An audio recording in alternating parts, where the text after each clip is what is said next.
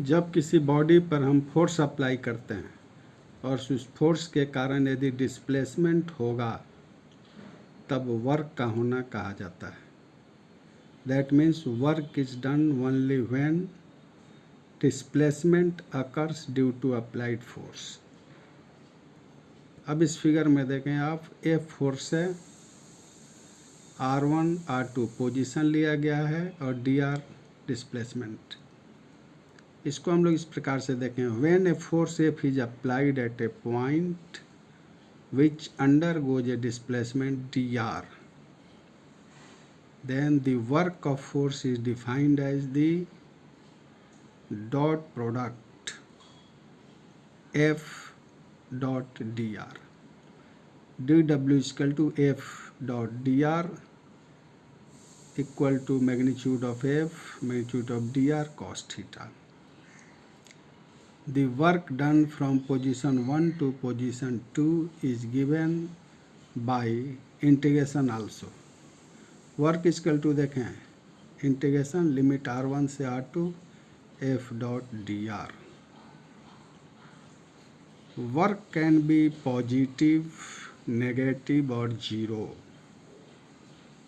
if angle theta is acute, obtuse और right angled.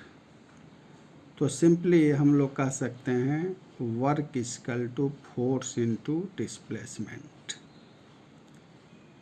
Scalar product के द्वारा लिखते हैं फोर्स इनटू वेक्टर के टर्म में F डॉट dr। वर्क एक स्केलर क्वांटिटी है। इसका कुछ एग्जाम्पल आप देख सकते हैं।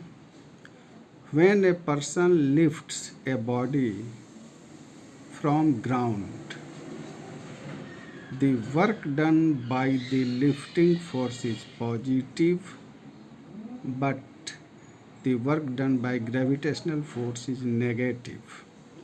जब किसी बॉडी को हम ऊपर की ओर उठाते हैं तो लिफ्टिंग फोर्स के द्वारा वर्क पॉजिटिव होगा और ग्रेविटेशनल फोर्स के द्वारा नेगेटिव, क्योंकि ऊपर की ओर लिफ्टिंग फोर्स लग रहा है, डिस्प्लेसमेंट भी उसी डायरेक्शन में। नेक्स्ट एग्जांपल आप ले सकते हैं, when a body slides on a fixed rough surface, work done bye pulling force is positive while that work done by force of friction is negative. The work done by normal reaction is zero.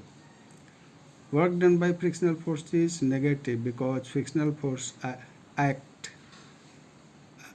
in opposite of motion. So these are examples of work done.